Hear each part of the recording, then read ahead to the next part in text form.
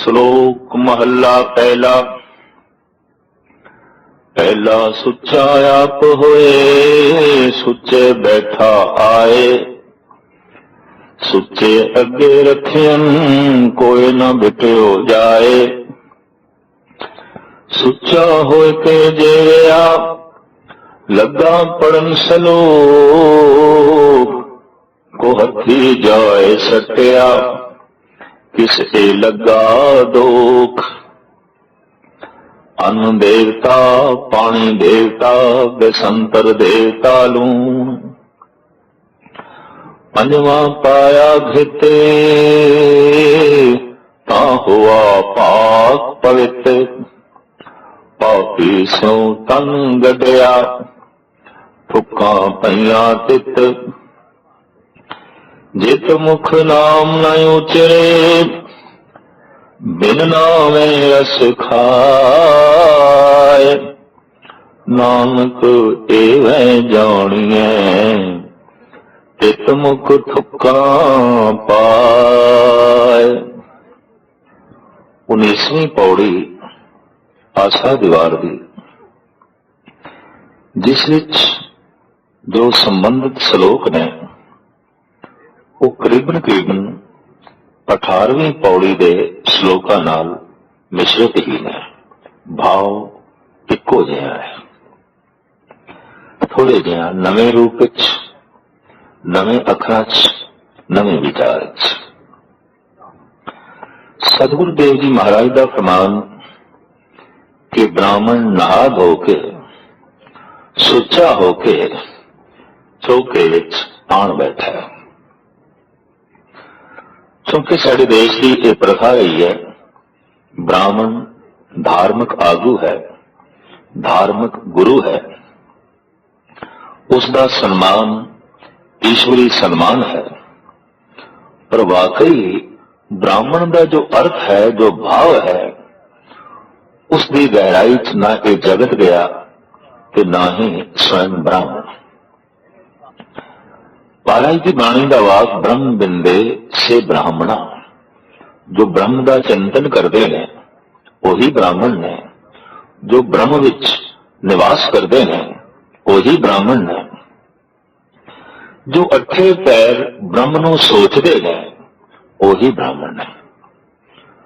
ਕਹੋ ਕਬੀਰ ਜੋ ਬ੍ਰਹਮ ਵਿਚਾਰੇ, ਸੋ ਬ੍ਰਾਹਮਣ ਕਹੀਅਤ ਹੈ ਹਮਾਰੇ। ਭਗਤ ਕਬੀਰ ਕਹਿੰਦੇ ਮੈਂ ਤੇ ਉਸਨੂੰ ਬ੍ਰਾਹਮਣ ਹੀ ਆਖਾਂਗਾ ਜੋ ਅੱਠੇ ਪੈਰ ਬ੍ਰਹਮ ਦੀ ਵਿਚਾਰ ਵਿੱਚ ਰਹਿੰਦਾ, ਜੋ ਅੱਠੇ ਪੈਰ ਧਨ ਦੀ ਵਿਚਾਰ ਵਿੱਚ ਰਹਿੰਦਾ ਵੈਸ਼ ਹੈ, ਜੋ ਅੱਠੇ ਪੈਰ ਸ਼ਕਤੀ ਦੀ ਵਿਚਾਰ ਵਿੱਚ ਰਹਿੰਦਾ ਹੈ ਖੱਤਰੀ ਹੈ, ਔਰ ਜੋ ਅੱਠੇ ਪੈਰ ਸੇਵਾ ਭਾਵ ਵਿੱਚ ਰਹਿੰਦਾ ਹੈ ਸ਼ੂਦਰ ਹੈ। ਜੋ ਅੱਠੇ ਪੈਰ ਬ੍ਰਹਮ ਦਾ ਚਿੰਤਨ ਕਰਦਾ ਹੈ ਬ੍ਰਾਹਮਣ ਹੈ।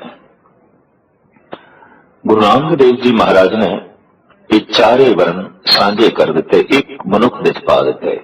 ਆਖਿਆ ਤੂੰ ਬ੍ਰਹਮ ਦਾ ਚਿੰਤਨ ਵੀ ਕਰਨਾ ਹੈ, ਤੂੰ ਸ਼ਕਤੀਸ਼ਾਲੀ ਵੀ ਹੋਣਾ ਹੈ, ਤੂੰ ਰੋਜ਼ੀ ਦੀ ਚਿੰਤਾ ਵੀ ਕਰਨੀ ਹੈ, ਉਪਜੀਵਕਾ ਵੀ ਆਪਣੀ ਕਮਾਣੀ ਹੈ, ਔਰ ਤੂੰ ਹਰ ਵਰਨ ਦੀ, ਹਰ ਵੇਖ ਦੀ ਸੇਵਾ ਵੀ ਕਰਨੀ ਹੈ।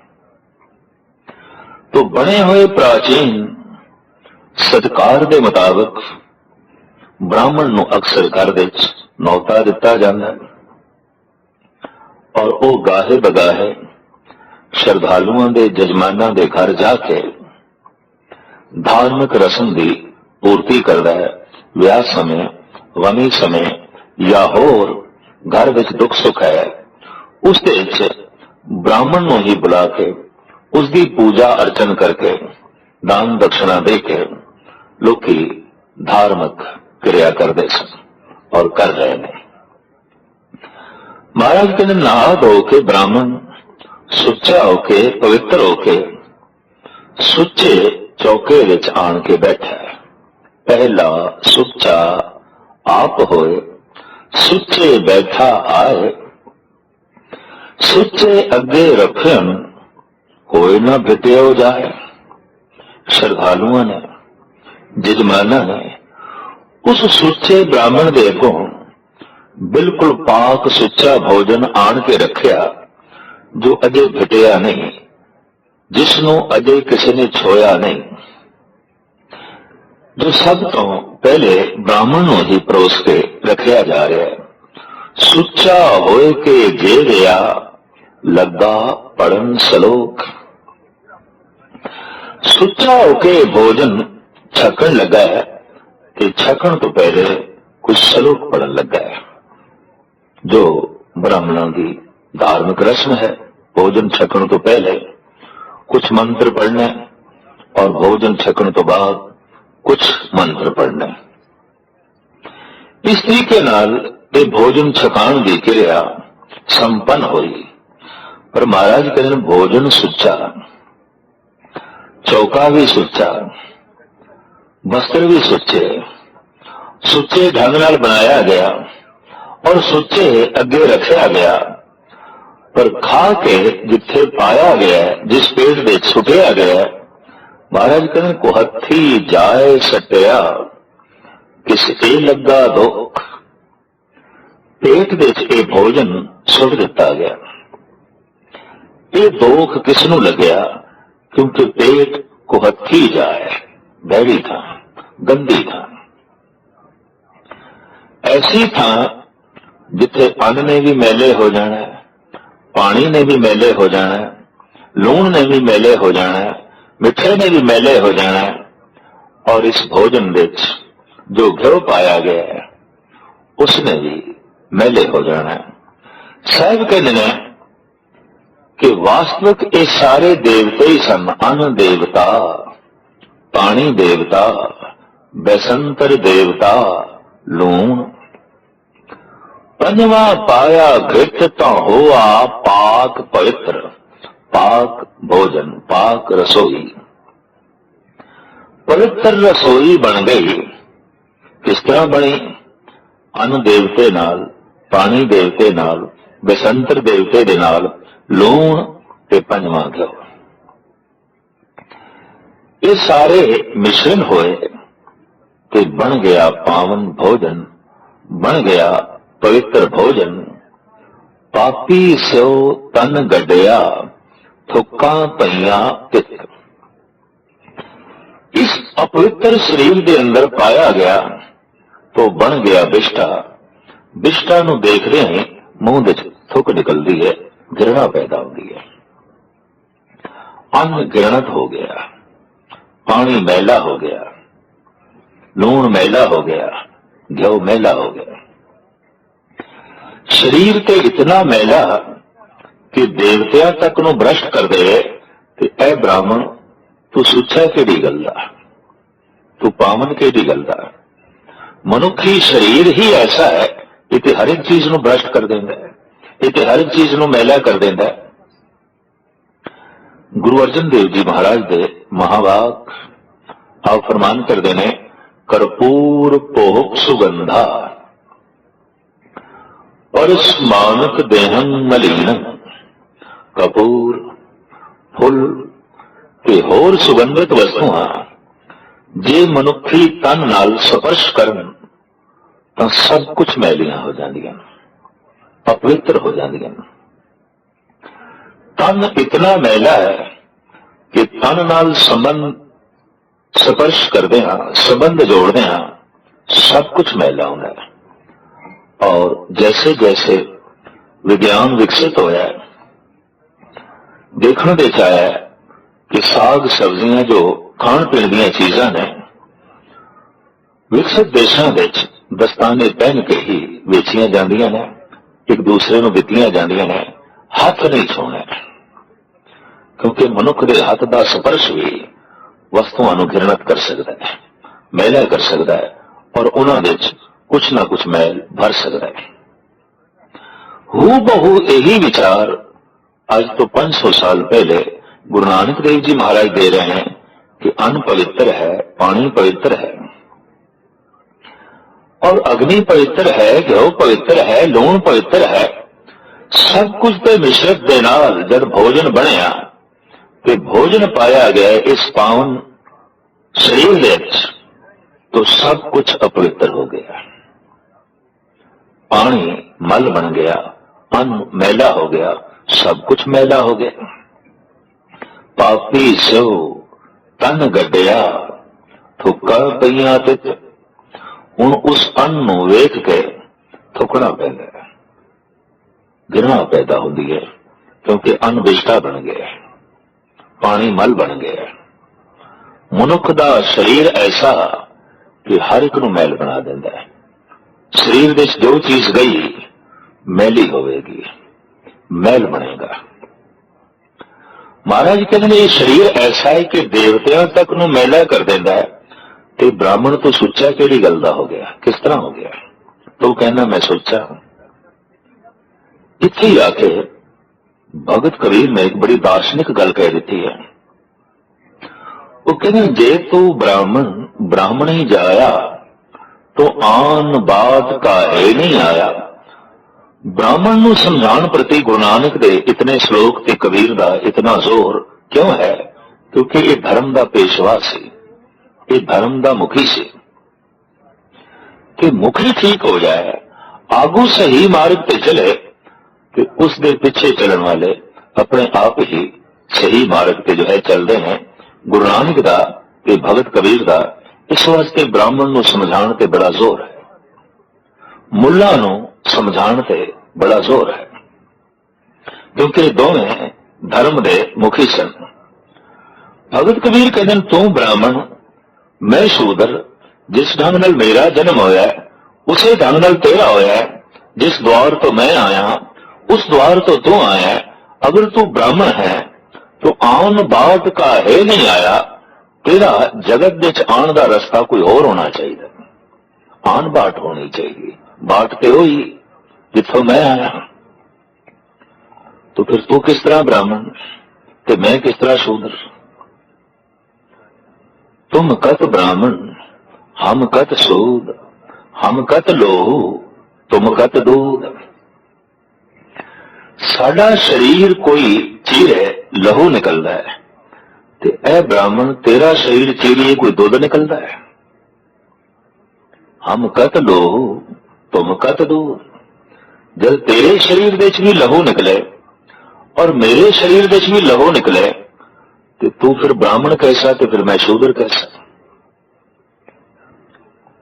सब कुछ शरीर की बनावट थी कोई तरह की, फिर तू किस तरह अपने आप को महान मन लिया? तो कबीर कहते ने कहो कबीर जो ब्रह्म विचारे सो ब्राह्मण कहियत है हमारे। हू बहो गुरु नानक देव जी महाराज फरमान तय करते हैं कि बाहर की सुचेम नाल कोई ब्राह्मण नहीं बनता, जितने चिर तक अंतस्करण की शुद्धि ना हो, अंतस्करण की निर्मलता ना हो। शरीर तो इतना मैला है कि फुल्लां तक नूं मैला कर देंदा है। अगर फुल्लां दा हार मनुख के गल विच पा दिता गया, फुल मैले हो गए। चंदन कपूर मनुखी तन नाल स्पर्श हो गया है तो मैले हो गए। भगत कबीर दे कुछ होर भी वाक ने। आप कहते ने चलत कत टेढ़े टेढ़े, अस्त चरम बिस्टाते मुंबे दुर्गंध ही के बेटे। पता है तू की है? हड्डियां, मिंज, मांस, फिर उस दे उत्ते लिपटे आया चमड़ा। ये चमड़ी परमात्मा ने किसी को गोरी दे दी, किसी को काली दे दी, किसी को जर्द माइल दे दी, किसी को लाल दे दी, किसी को सांवरी दे दी। जिस तरह मनुख वख-वख रंगां दे कपड़े पहनदा है, परमात्मा ने वख-वख रंग दी एक खलड़ी दे दी।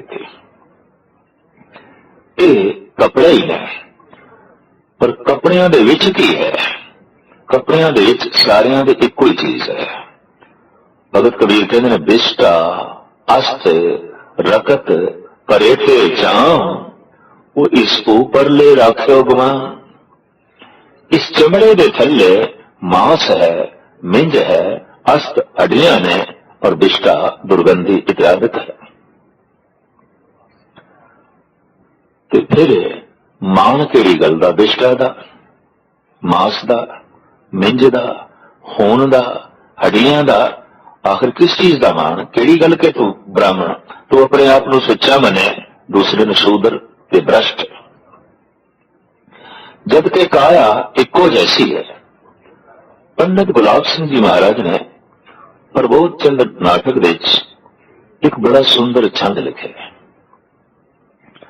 आप दी कलम दैवी सुंदरता दे गुण लिखदियां लिखदियां थिड़क गई कलम, और मादक सुंदरता जो शरीरक सुंदरता है इस ते आन के टिकी। इहदी खूबियां बयान करने लग पई ये कलम। शरीर की सुंदरता का लेखा जोखा करने लग पई ये कलम। पर सामने एक सुंदर शरीर बैठा सी, नक चो मैल निकली और हाथ फेर दिता नक ते, सारी मैल मुंह ते पै गई।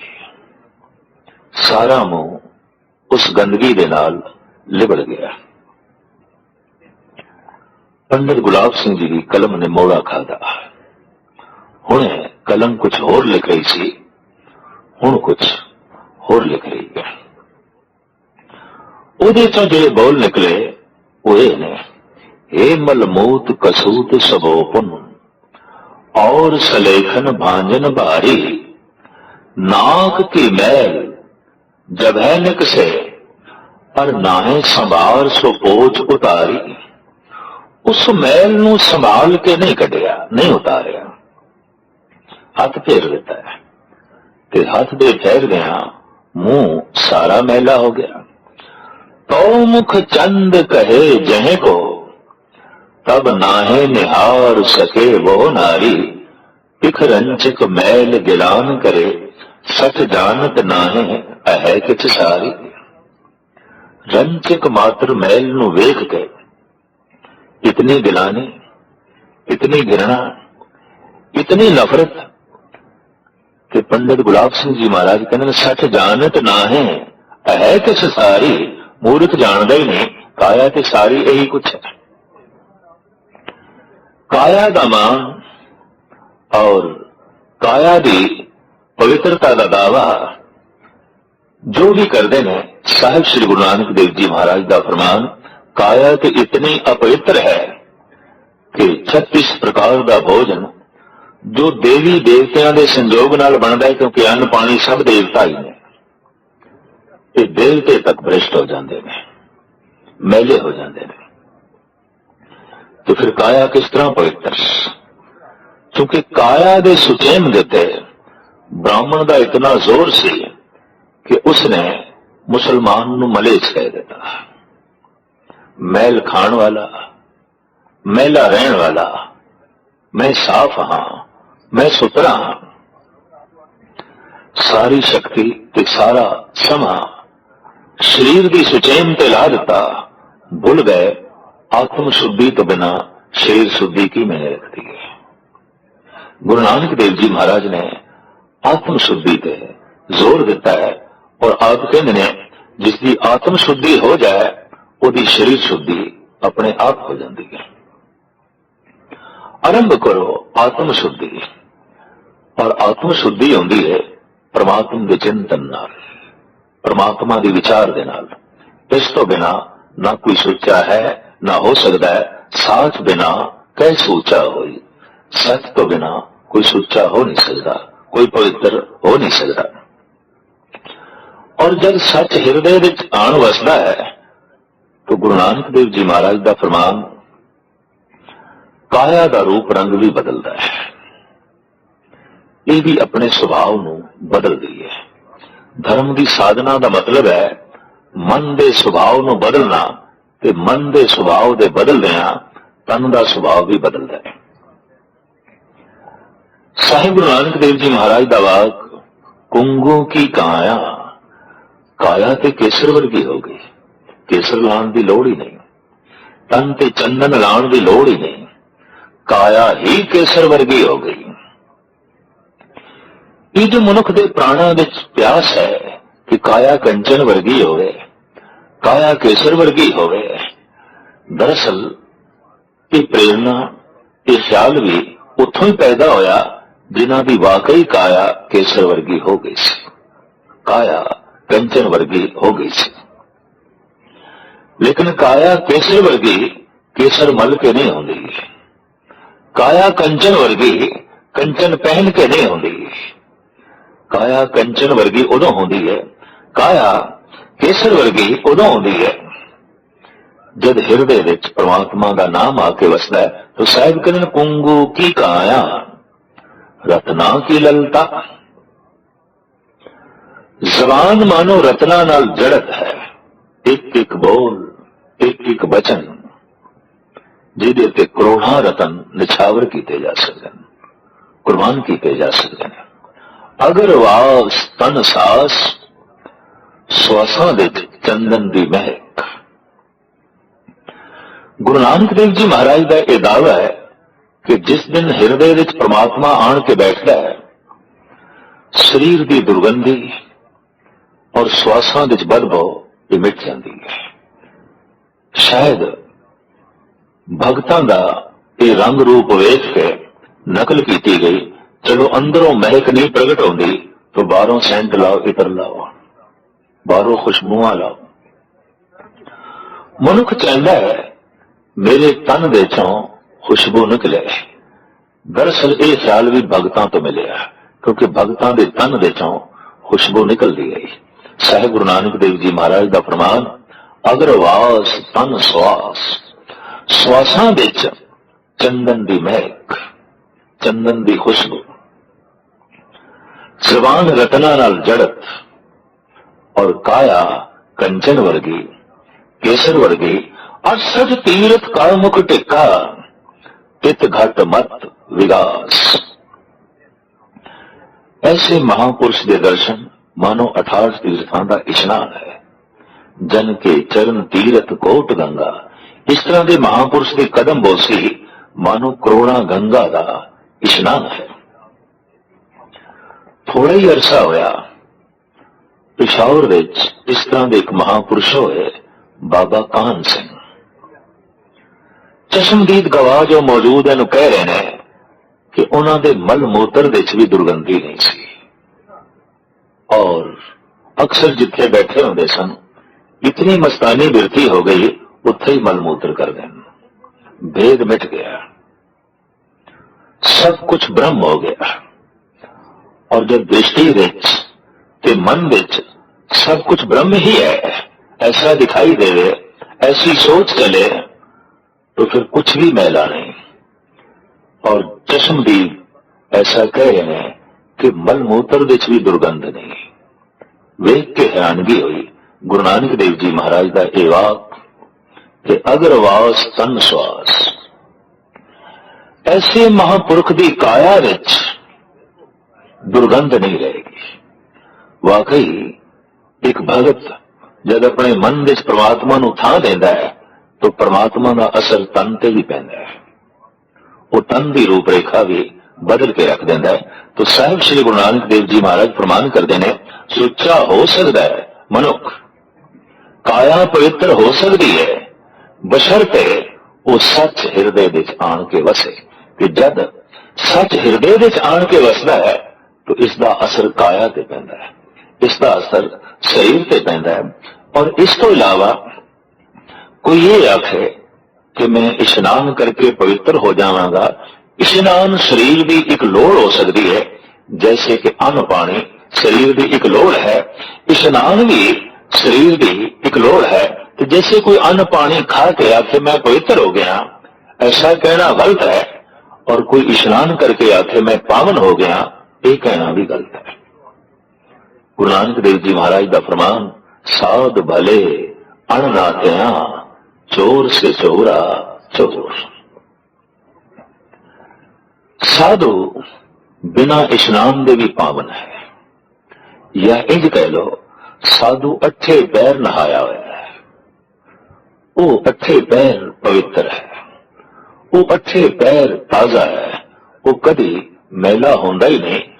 उस स्थल ते जी रहे है जिथे मैल पहुंचती नहीं, दुर्गंधी पहुंचती नहीं, अपवित्रता पहुंचती नहीं। लेकिन इसका यह मतलब नहीं कि साधु इशनान नहीं करता।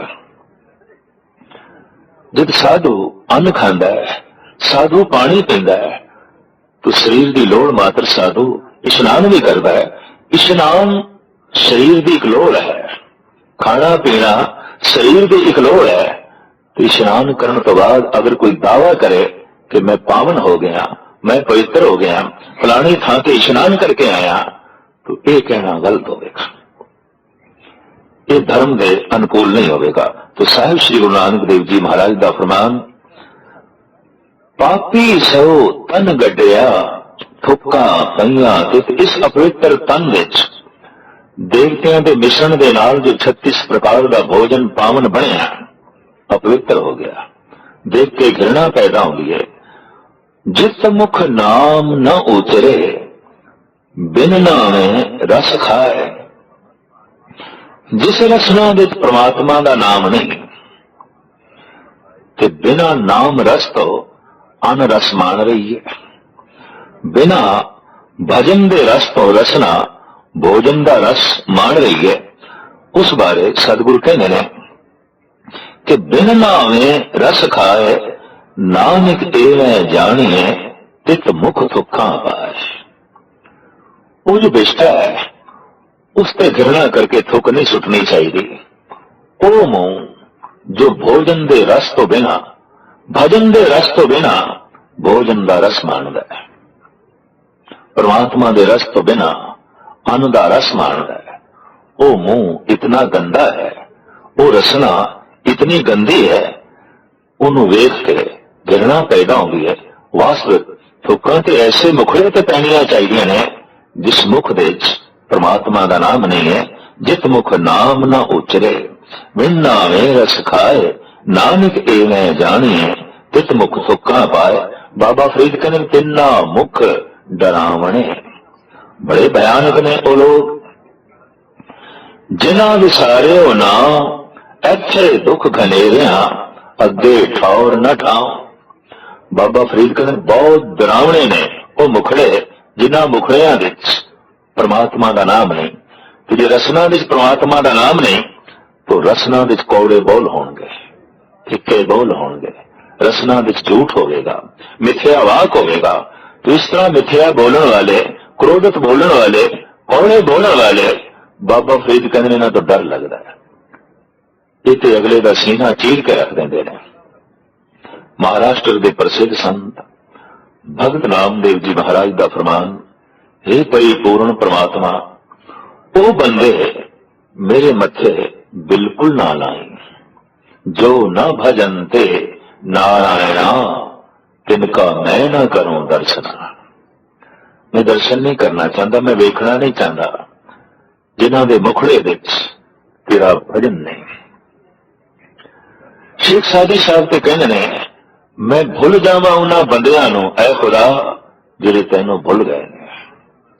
शक्ति दे, मैनू तौफीक दे कि मैं भुल जावां हर उस बंदे नूं जिहड़े बंदे तैनूं भुल गए ने। क्यों कि उन्हां दा संबंध, उन्हां दा संजोग लाभकारी नहीं होगा, हानिकारक होगा, तबाही का बायस बनेगा, बर्बादी का बायस बनेगा। तो साहिब श्री गुरु नानक देव जी महाराज का फरमान, शरीरक सुअपण ते शरीरक पवित्रता परमात्मा के नाम नाल है कि जब ये पवित्रता हृदय विच आण के वसती है, मुखड़ा उज्जल हो जाता है, काया केसर वर्गी हो जाती है, काया पावन हो जाती है। ऐ ब्राह्मण तू तां ही सुच्चा हो सकता है कि ब्रह्म दा वासा तेरे हृदय च होवे, पानी दा वासा तेरे तन ते है, इस नाल तू पवित्र नहीं हो सकता, इस नाल तू पावन नहीं हो सकता। महला पहला, भंड जमिए भंड निमिए भंड मंगण वे आओ, भंडो होवे दोस्ती भंडो चले राहो, भंड मुआ भंड भालिए भंडो वे बंधान, सो क्यों मंदा आखिए जित जम्मे राजान। भंडो ही भंड उपजे भंडे बाज न कोए, नानक भंडे बाहरा एको सच्चा सोए।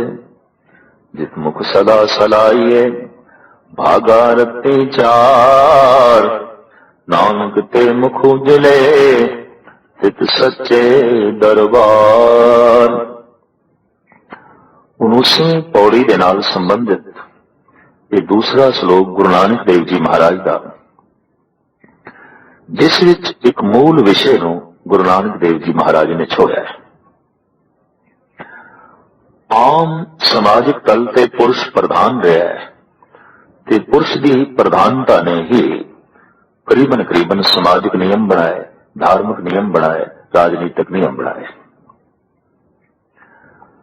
धार्मिक जीवन ने और धार्मिक मुखिया ने स्त्री ਨੂੰ ਕਹਿ ਦਿੱਤਾ ਇਹ ਨਿਖੇਧ ਹੈ, ਨਰਕ ਦੁਆਰੀ ਹੈ, ਅਪਵਿੱਤਰਤਾ ਦੀ ਗਠੜੀ ਹੈ। ਇਸ ਵਾਸਤੇ ਸਮਾਜਿਕ ਤਲ ਤੇ, ਧਾਰਮਿਕ ਤਲ ਤੇ, ਰਾਜਨੀਤਿਕ ਤਲ ਤੇ ਕਦੀ ਵੀ ਪੁਰਸ਼ ਇਸਤਰੀ ਨੂੰ ਬਰਾਬਰੀ ਦੇਣ ਨੂੰ ਰਾਜ਼ੀ ਨਹੀਂ ਹੋਇਆ, ਪਿਆਰ ਨਹੀਂ ਹੋਇਆ। ਗੁਰੂ ਨਾਨਕ ਦੇਵ ਜੀ ਮਹਾਰਾਜ ਨੇ ਜਿੱਥੇ ਜਗਤ ਦੇ ਜੀਵਨ ਦੇ ਅਨੇਕ ਪਹਿਲੂਆਂ ਨੂੰ ਛੋਇਆ ਹੈ, ਉੱਥੇ ਇਹ ਪਹਿਲੂ ਵੀ ਆਪ ਜੀ ਦੇ ਸਾਹਮਣੇ ਸੀ। ਇਸ ਵਾਸਤੇ ਇਸ ਦੇ ਉੱਤੇ ਆਪਣੇ ਵਿਚਾਰ ਵਿਅਕਤ ਕਰਨੇ ਗੁਰੂ ਨਾਨਕ ਦੇਵ ਜੀ ਮਹਾਰਾਜ ਨੇ ਲਾਜ਼ਮੀ ਸਮਝਿਆ। ਸ਼ਲੋਕ ਵਿੱਚ ਮੂਲ ਪੰਕਤੀ ਹੈ, ਸੋ ਕਿਉਂ ਮੰਦਾ ਆਖੀਏ ਜਿਤ ਜੰਮੇ ਰਾਜਾ। ਗੱਲ ਸਪਸ਼ਟ ਹੈ ਕਿ ਇਸ ਦੇਸ਼ ਦੀ ਇਸਤਰੀ ਜ਼ਾਤ ਨੂੰ ਮੰਦਾ ਆਖਿਆ ਜਾਂਦਾ ਸੀ, ਮਾੜਾ ਆਖਿਆ ਜਾਂਦਾ ਸੀ, ਔਰ ਮਾੜੇ ਆਖਣ ਦੇ ਬੜੇ ਸਬੂਤ ਮੁਹੱਈਆ ਕਰ ਲਏ। ਗੁਰੂ ਨਾਨਕ ਦੇਵ ਜੀ ਮਹਾਰਾਜ ਦੇ ਸਾਹਮਣੇ ਜਦ ਚਰਚਾ ਹੋਈ ਤਾਂ ਉਹਨਾਂ ਨੇ ਸਬੂਤ ਇਹ ਰੱਖੇ, ਇਸਤਰੀ ਨੇ ਅੱਜ ਤੱਕ ਕੋਈ ਵਿਸ਼ੇਸ਼ ਮਹਾਨ ਧਰਮ ਗ੍ਰੰਥ ਦੀ ਸਿਰਜਣਾ ਨਹੀਂ ਕੀਤੀ। ਇਸਤਰੀ ਅਜੇ ਤੱਕ ਕਿਸੇ ਵਿਸ਼ੇਸ਼ ਧਾਰਮਿਕ ਪੰਥ ਦੀ ਅਗਵਾ ਨਹੀਂ ਬਣ ਸਕੀ, ਰਹਿਬਰ ਨਹੀਂ ਬਣ ਸਕੀ। ਇਸਤਰੀ ਕੋਈ ਚੋਟੀ ਦੀ ਚਿੱਤਰਕਾਰ, ਸੰਗਤਰਾਸ਼, ਗੀਤਕਾਰ ਇਹ ਵੀ ਨਹੀਂ ਬਣ ਸਕੀ। ਇਸ ਦੇ ਵਿੱਚ ਵੀ ਪਿੱਛੇ, ਜਦ ਕਲਾ ਦੀ ਦੁਨੀਆ ਵਿੱਚ ਵੀ ਪੁਰਸ਼ ਅੱਗੇ ਔਰ ਨੀਤੀ ਦੀ ਦੁਨੀਆ ਵਿੱਚ ਵੀ ਪੁਰਸ਼ ਅੱਗੇ ਔਰ ਧਰਮ ਦੀ ਸਿਰਜਣਾ ਬਣਾਉਣ ਤੇ ਰੂਪ ਰੇਖਾ ਦੇਣ ਵਿੱਚ ਵੀ ਪੁਰਸ਼ ਅੱਗੇ, ਹਰ ਪਹਿਲੂ ਵਿੱਚ ਪੁਰਸ਼ ਦਾ ਅੱਗੇ ਹੋਣਾ ਇਸ ਗੱਲ ਦਾ ਸਬੂਤ ਹੈ कि स्त्री पीछे है, कि जो पीछे है वो निखेध है, जो पीछे है वो माड़ी है। क्यों कि जो पीछे है उसका अगर संग किया तो पीछे हो जावांगे, एक ख्याल से। क्योंकि स्त्री पीछे है, निखेध है, ते निखेध का संग किया तो निखेध हो जाओगे। योगिया ने तो गुरु नानक देव जी महाराज ने इत्थे तक कह दिता, जो कि भाई साहब भाई गुरदास जी ने कलम बंद किया है, खादी खुणस जोगी सरा गोष्ठ करण सदे उठ आई। पुछे जोगी भंगरनाथ तो दुध विच क्यों कांजी पाई। उस वक्त के योगियों का सिरमौर भंगरनाथ गुरु नानक देव जी महाराज को कहने लगा, महाराज थोड़ा जीवन ते दुध की तरह से, ऐन पावन पवित्र दुध, पर तुसी इस विच इस्त्री की कांजी पा दी है। सतगुरु का विआह हो चुकिया सी और सतगुरु पूर्ण गृहस्थी जीवन बतीत कर रहे सन, आपके बच्चे भी सन। भंगरनाथ ने कह दिता, ये बच्चे नहीं, ये इस्त्री नहीं, ये थोड़े जीवन रूपी दुध विच कांजी है। ते भंगरनाथ अगे बोलता है, फिटड़िया चाटड़ा दुध दा रिड़किया मक्खन हथ ना आई। हुण तुसीं लख यतन करो, परमात्मा दे नाम दा मक्खन तुहानूं प्राप्त नहीं होण लगा। क्यों? तुहाडे जीवन दा दुध फट गया ते फटे हुए दुध दे चों मक्खन नहीं निकलदा। साहिब गुरु नानक देव जी का जवाब, बाबा आखे नाथ जी तेरी मां कुचज्जी आई, होए अतीत ग्रस्त तज फिर उन्हों के घर मंगण जाई। ऐ योगियो, एक गल ते चेते करो, जे गृहस्थी निखिध है, कांजी है, ते मैं देखदा थानू उन्हां दे बूहियां ते खड़ा होया। वो तुहाडी लोड़ां दी पूर्ति तय कर देन, वो तुहाडे लई वस्त्रां दा इंतजाम करदे ने, वो तुहाडे लई अन्न दा इंतजाम करदे ने, वो तुहाडे लई आश्रम बना के देने ने, वो थोड़ी बाकी दियां जो है लोड़ां पूरियां करदियां ने। थोड़ी लोड़ां दी पूर्ति एक निखिध करे तो जो लोड़ां की पूर्ति कर रहा है वो वड्डा है या जिहड़ा लोड़ां की पूर्ति करवा रहा है वो वड्डा है? थानू मैं गृहस्थियां दा मुथाज देखदा। फिर ये दस, अगर वाकई एक कांजी है तो ये कांजी तेरे पिता ना पांदे ते तेरी होंद नहीं होनी सी। तेरी मां को चज्जी आई, तू गल नूं समझिया ही नहीं, वास्तविकता नूं समझिया ही नहीं। अगर हर पुरुष कांजी ही समझ लवे तो मनुखता दा चमन अज ही उड़जड़ जाए।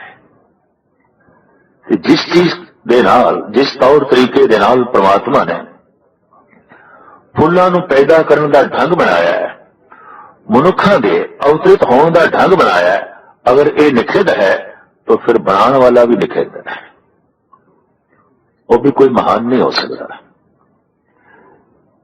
काम नूं, वासना नूं इस देश ने इस हद तक पाप आख्या कि उस देश पापनी बन गई स्त्री, क्योंकि उन्होंने कामनी आख दिता गया। एक कामनी है, भाव ये कामना की मणि है, थे कामना केंद्रित होती है, और इस वास्ते कामनी का त्याग ही राम की प्राप्ति है। कामनी का त्याग ही काम की प्राप्ति है, काम का त्याग है। गुरु नानक देव जी ने नहीं मनिया कामनी का त्याग, काम का त्याग नहीं है। कामनी का त्याग हो के भी काम का त्याग नहीं हो सकेगा। साहिब श्री गुरु नानक देव जी महाराज की विचारधारा आप कहते ने, अनक जतन करे बिंद तिवे ना रहाई, मनुआ डोले नरके जाए।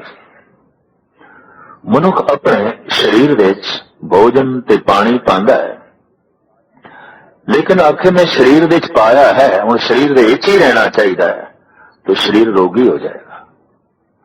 उहदा फालतू हिस्सा शरीर तो बाहर होना ही चाहिए, होना ही चाहिए।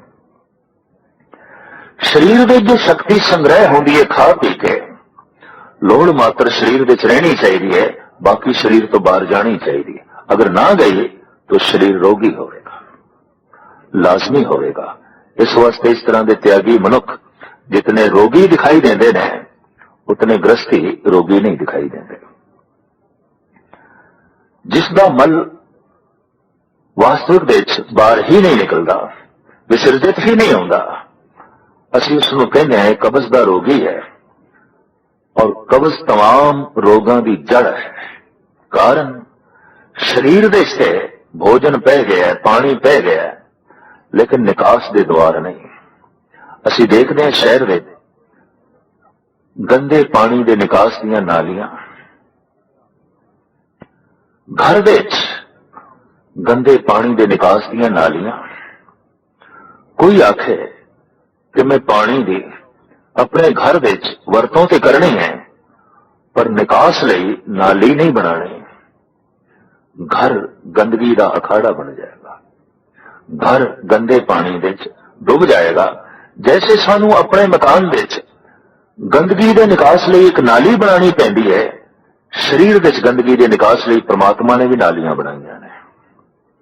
उस प्रभु की देन, उस अकाल पुरख की देन। और गुरु नानक इस महान बारीक विषय को छूंदे ने।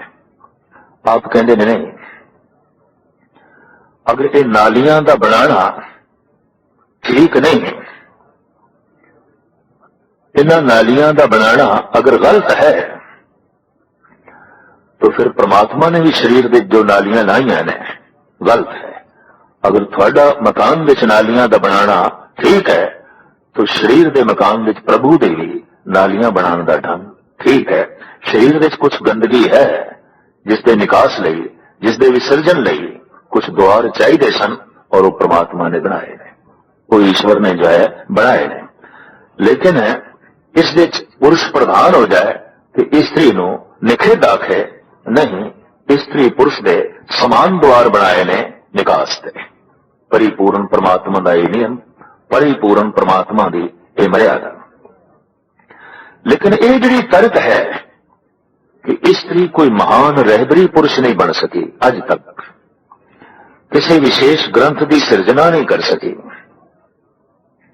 कोई महान चित्रकार दार्शनिक फिलोसफर संतराश नहीं बन सकी, किसी महान राजनीति ਨੂੰ जन्म नहीं दे सकी, समाज की परंपरावां ਨੂੰ जन्म नहीं दे सकी। ये जन्मदाते ते पुरुष ही ने। इसनूं गुरु नानक देव जी महाराज कहते हैं कि पुरुष दे एक हीन भाव ने ही सब कुछ ਨੂੰ जन्म दिता है। हीन भाव, एहसास कमतरी है पुरुष के अंदर, एहसास कमतरी, और उसने चित्रकला ਨੂੰ जन्म दिता होवे, उसने मूर्तियां ਨੂੰ जन्म दिता होवे, उसने विज्ञान ਨੂੰ जन्म दिता होवे, उसने ज्ञान ਨੂੰ जन्म दिता होवे। गुरु नानक देव जी महाराज कहते हैं हाँ, क्यों कि स्त्री ने एक विज्ञानक ਨੂੰ जन्म दिता, इस दे संतुष्ट हो गई, हुण विज्ञानक एक विज्ञान ਨੂੰ जन्म दे गए, क्योंकि विज्ञानक के अंदर एक हीन भावना है। स्त्री ने जन्म दिता एक जीवदी जागदी मूर्ति ਨੂੰ, तो किसी मूर्ति ਨੂੰ मैं भी ते जन्म देवां। इत्थों ही संतराशी आरंभ हुई, इत्थों ही चित्रकला आरंभ हुई। एक हीन भाव तो, एक एहसास कमतरी तो, उसी ख्याल ਨੂੰ गुरु नानक देव जी महाराज कहते हैं कि सो क्यों मंदा आखिए जित जम्मे राजान। राजान तो मुराद है महान मनुख। अवतार जितना महान है, अवतार ਨੂੰ जन्म देने वाली मां भी उतनी ही महान है। वो क्यों नहीं अवतार बन सके? उसका समा ते उसकी शरीरक शक्ति अवतार ਨੂੰ जन्म देने विच लग गई। उसका समा ते उसकी शक्ति अवतार ਨੂੰ पालन विच लग गई। वो आप किस तरह बने? समा खर्च करके, शक्ति खर्च करके ही कोई अवतार बनता है। वो शक्ति थी उसकी खर्च हो गई अवतार ਨੂੰ जन्म देके। वो शक्ति उसकी खर्च हो गई एक भगत ਨੂੰ जन्म देके, एक संत ਨੂੰ जन्म देके, एक चित्रकार ਨੂੰ जन्म देके। जैसे सारे पुरुष चित्रकार नहीं होंगे, मूर्तिकार नहीं होंगे, अवतार नहीं होंगे, संत नहीं होंगे, सारियां स्त्रियां च भी यह समर्था नहीं होंगी कि वो संत ਨੂੰ जन्म दे सके, चित्रकार ਨੂੰ जन्म दे सके। लेकिन कुछ चित्रकारां ਨੂੰ वेख के ते कुछ अवतारी पुरुषां ਨੂੰ वेख के, कुछ ग्रंथकारां ਨੂੰ वेख के स्त्री ਨੂੰ निखित कहना कि यह नंबर 2 ते खड़ी है, पिछे खड़ी है, महाराज कहने ये कहना गलत है। वो इस वास्ते चित्रकार नहीं बन सकी कि उसने जन्म दे दिता एक चित्रकार ਨੂੰ। वो इस वास्ते रहबर नहीं बन सकी कि उसने जन्म दे दिता एक रहबर ਨੂੰ। और जद भी किसी ਨੂੰ जन्म देना है, शक्ति ते खर्च होगी। एक संतराश की शक्ति भी खर्च हो रही है, समा खर्च हो रहा है एक पत्थर ਨੂੰ मूर्ति की शक्ल देने दे। एक स्त्री का समा ते शक्ति भी खर्च हो रही है खून, मिंज, मांस ਨੂੰ एक जीवदी जागदी मूर्ति की शक्ल देने दे। इस वास्ते साहिब गुरु नानक देव जी महाराज कहते हैं कि इसनूं भी थोड़ा जिहा विचार दे चलो। सो क्यों मंदा आखिए जित जम्मे राजान। ते फिर इसकी व्याख्या करते सतगुरु कहते हैं भंड जमीए, भंड निमीए, भंड मंगण वे आओ। स्त्री तो ही मनुखता जन्म लेंदी है, स्त्री तो ही पैदा होती है, स्त्री के अंदर ही सिरजना होती है। और फिर जब युवक हो जाता है, जवान हो जाता है पुरुष, तो भंड मंगण वे आओ, ब्याह लई स्त्री ही मंगता है। स्त्री की जो है चाहत पैदा होती है। भंडो होवे दोस्ती, भंडो चले राह। संसार के तमाम दोस्ती के संबंध के रस्ते, रिश्तियां के रस्ते स्त्री के आश्रय ते चलते हैं। अगर भंड नहीं तो सारे रस्ते बंद हो जाएंगे। अगर स्त्री नहीं तो रिश्तेदारी सारी खत्म हो जाएगी। नानकियां दी, सौहरियां दी रिश्तेदारी की प्रणाली इसका मरकज स्त्री है। तो साहब कहने भंडो होवे दोस्ती, भंडो चले राह। भंड मुआ भंड भालिए, भंड होवे बंधान। मर गई है स्त्री, दूजी की तलाश करनी पैंदी है। टोल जारी है। क्यों कि स्त्री करके ही संसार दे नाल संबंध जुड़ते हैं और स्त्री करके ही वासनावां बंधन विच रहिंदियां ने। महाराज एक त्यागी ते भरोसा ही नहीं करते। गुरु नानक दा त्यागी दे उत्ते विश्वास नहीं है। आप साफ कहन कि मनुख भोजन का त्याग कर सकता है पर भुख का त्याग नहीं कर सकेगा। पानी का त्याग कर सकता है पर प्यास का त्याग नहीं कर सकेगा। स्त्री का त्याग कर सकता है, स्त्री की कामना का त्याग कतई नहीं कर सकेगा। इस वास्ते देखा गया है कि मनुख के अंदर यह जब कामना प्रबल होती है तो प्रबल हुई ये कामना, खास करके त्यागियां की कामना, उन्होंने नारी जात की निंदा करने ते मजबूर किया ते नारी नूं नरक द्वारी भी कह दिता। भाई गुरदास कहते ने लोक रीत गुण ज्ञान विच अर्ध शरीरी मोख द्वारी, तुसी इसनूं नरक द्वारी कहते हो, असी ते गुरमत आशे अनुसार इसनूं मोख द्वारी कहते हैं।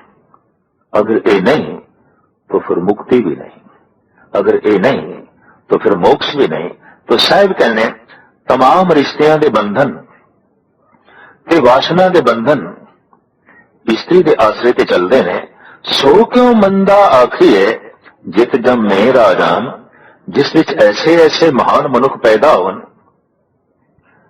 चित्रकार, मूर्तिकार, भगत, संत, अवतारी पुरुष, ते फिर उसनों क्यों मंदा आख्या जाए। बाबा फरीद कहते तीन धन जनेगी माओ आए सफल से, जिन्हों की जिंदगी सफल हुई है, जो फकीर होए ने, जो भगत होए ने, उहदे च हिस्सा तो बहुत वड्डा मां दा है।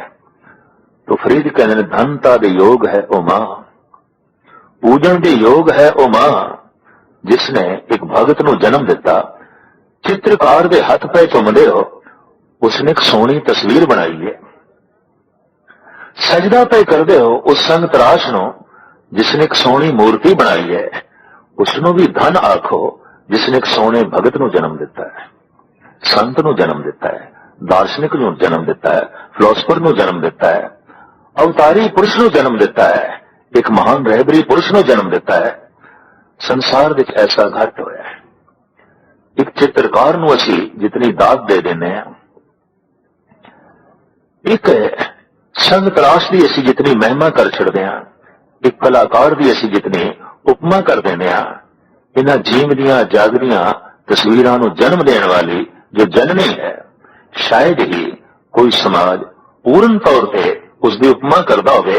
गुरु नानक देव जी महाराज कहते हैं ये ते धनता दी योग ने, ये ते पूजन योग है। अवतार की पूजा बाद विच करने, अवतार की जननी की पूजा पहले करनी, भगत की पूजा बाद विच, भगत नूं जन्म देने वाली उसकी पूजा सब तो जो है प्रथम। इस वास्ते साहिब कहते हैं सो क्यों मंदा आखिए जित जम्मे राजान, पंडो ही भंड उपजे भंडे बाज न कोए। जिथे स्त्री तो पुरुष पैदा होंदे ने, उथे स्त्रियां जो है पैदा होंदियां ने।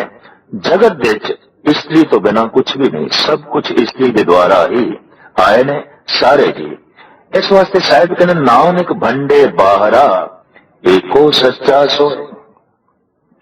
अगर तू ये चाहना है कि मैं स्त्री के द्वारा ना आवा जगत विच, मेरा आमना ना हो, और स्त्री का त्याग मैं पूर्ण तौर पर करना चाहना, और त्याग ता हो सकता है कि दोबारा स्त्री के द्वारा तू जगत विच ना आवे। हुण ते आ गए, दोबारा ना आवे तो फिर उसका ही चिंतन कर जो स्त्री के द्वारा जगत विच नहीं आया, जो स्त्री के द्वारा जगत विच पैदा नहीं होया, वो है केवल परमात्मा।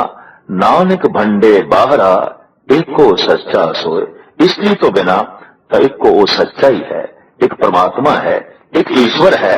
जे तू चाहना है कि मैं जगत विच आवा पर स्त्री के द्वारा ना आवा, तो ता ही हो सकता है उसका चिंतन कर जो स्त्री करके नहीं है। स्त्री के द्वारा जगत विच नहीं आया, व्यापक है पर उसकी जननी कोई नहीं है। गुरु गोबिंद सिंह जी महाराज उसको कहते हैं आ जन्म है आ मरण है, तेरा कोई जन्म नहीं।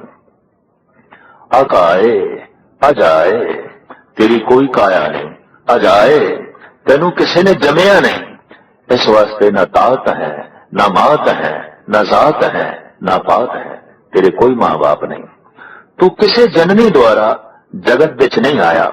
शायद यही भावना मनुख दे प्राणां दे जिहड़ी है कि मैं जननी द्वारा, इस्त्री द्वारा जगत विच ना आवां। इसने मनुख नूं मजबूर कर दिता इस्त्री जात दी निंदा करन दे। तो सतगुरु कहंदे नहीं, ये एक गलत धारणा तू बना लई है।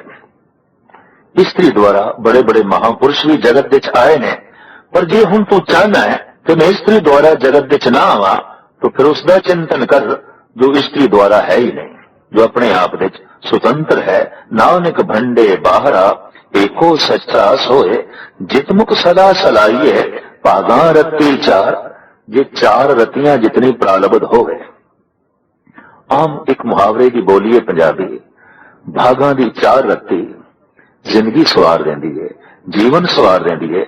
महाराज कहते ने अगर इस तरह की भागा दियां चार रत्तियां होवन ते मुख द्वारा परिपूर्ण परमात्मा की सिफत तो सलाह चले, जबान उसकी उपमा करे, नानक ते मुख उजले तित सच्चे दरबार।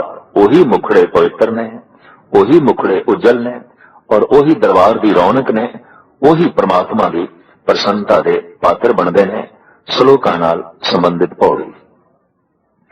सबको आखे अपना जिस नाही सो चुन कढिए। हर एक मनुख के अंदर बड़ी भारी पकड़ है, अपनंत है। सबको आखे अपना ए मेरा, ए मेरा, ए मेरा है, ये तो सारे ही आख रहे हैं। महाराज कहने अगर कोई नहीं आखदा, वाकई किसी के अंदर पकड़ नहीं, जिस ना ही सो चुन कढ़ी है, उसनों चुन के एक पासे करो, मैनू दिखाओ कि ये अंदर पकड़ नहीं है, ये अंदर खिंच नहीं है, ये मेरा है, ये मेरा है, ये मेरा है, ऐसा नहीं आखदा। महाराज कहने मैनू दिखाओ। सबको आखे अपना, सारे कह रहे हैं, सारियां के अंदर पकड़ है, बड़ी गहरी जो है खिंच है। तो जितना मैं मेरा आख्या जाए उतनी पकड़ बहुत जोर दी जो है वधी है, और इसे नाल ही दुख वधदा है। दुख मैं तो पैदा होता है कि जब मेरा ही नहीं, मैं नहीं, कि जब मैं नहीं तो फिर दुख भी नहीं। धर्म की मूल साधना है मेरे नू मुटाना, मैं नू मिटाना, तेरे नू जन्म देना, तू नू जन्म देना। तू तू करता तू बया, मुझ में रहा ना हूं, जब आपा पर का मिट गया, जत देखा तत तू। तो सतगुरु कहते ने सबको आखे अपना जिस नाही सो चुन कढिए, कीता आपो अपना आपे ही लेखा संडिए। हर एक मनुख अपना कीता आप भोगदा है। जो कुछ मनुख कर रहे हैं, जो कुछ आप दिन रात कर्मां विच प्रवृत्त है, साहिब कहने ने उसे दा ही लेखा होना है। जो कुछ प्राप्त होया है सदे कीते होयां दा ही प्राप्त होया। जा रहना नाही ऐत जग तां कायत गारब हंडी है। जब पुख्ता तौर ते जगत विच रहना ही नहीं, मेहमानी है, कुछ दिन दे प्राहुणे हां, कि जे प्राहुणे ही हां, मेहमान हां, तो जगत एक सराह है। जगत एक मुसाफिर खाना है कि मुसाफिर खाने विच रह के मुसाफिर खाने का की अहंकार, मुसाफिर खाने ते रहना है, मुसाफिर खाने का अहंकार ठीक नहीं। साहिब कहते ने महल माड़ियां का अहंकार, धन संपदा का अहंकार। जब जगत विच पुख्ता तौर पर रहना ही नहीं, तो फिर क्यों ये अहंकार किया जाए, क्यों ये गर्व किया जाए। मंदा किसे ना आखिए, पढ़ अखर एहो बुझिए। साहिब कहते इसे ही अखर नू पढ़ के तू सूझ हासिल कर, समझ हासिल कर कि तेरी जबान तो किसी लिए मंदा ना निकले। इस सतगुरु ने इस वास्ते आख्या कि बहुत मंदा आख्या जा रहा सी सन्यासी जगत विच, त्यागी जगत विच इस्त्री नूं। महाराज कहते ये अखर पढ़ के तू समझ ले, पूर्ण तौर पर जान ले कि मंदा किसे ना आखिए, पढ़ अखर एहो बुझिए। ते एक होर भी विचार देइए, ऐ मनुख तैनू मूर्ख है नाल न लुझिए। जो मूर्ख है मूर्छत, जिसने मुंह ही अगे रखे है, दिमाग अगे नहीं। मूर्ख मूर्छत, जिसने सियाणप ते सूझ समझ नू अगे नहीं रखिया, सिर्फ बोल ही अगे रखे ने, सिर्फ जबान ही अगे रखी है, मूर्खे नाल न लुझिए। इस तरह के पुरुष नाल झगड़ा ना करेंगे, इस तरह के मनुष्य नाल तो उलझी ना, क्योंकि उलझ के तू भी मूर्ख हो जाएगा और मूर्खता की पकड़ विच आ जाएगा, क्योंकि उसके बोल सारे मूर्खता ते खड़े होणगे और एक कोड़े बचन का जवाब फिर कुड़तन नाल ही होवेगा। इस वास्ते मूर्ख नूं वेख के उहदे बचनां विच उलझी ना, बेहतर होवे खामोश रह जाए, मूर्खे नाल ना लुझिए। जगत विच इतनी मूर्छा है, इतनी बेहोशी है कि मूर्खां दे टोलियां दे नाल सारा संसार भरिया पिया है। बेहोश मनुख नूं ही मूर्छत कहंदे ने संस्कृत विच, और उसका पंजाबी उच्चारण है मूर्ख। जो किसी का मुंह रख के गल करे, सच्चाई रख के नहीं, इंसाफ रख के नहीं, सिर्फ अगले का मुंह रखना है। और ये मुंह रख के गल वही करेगा जो मूर्छित है, बेहोश है।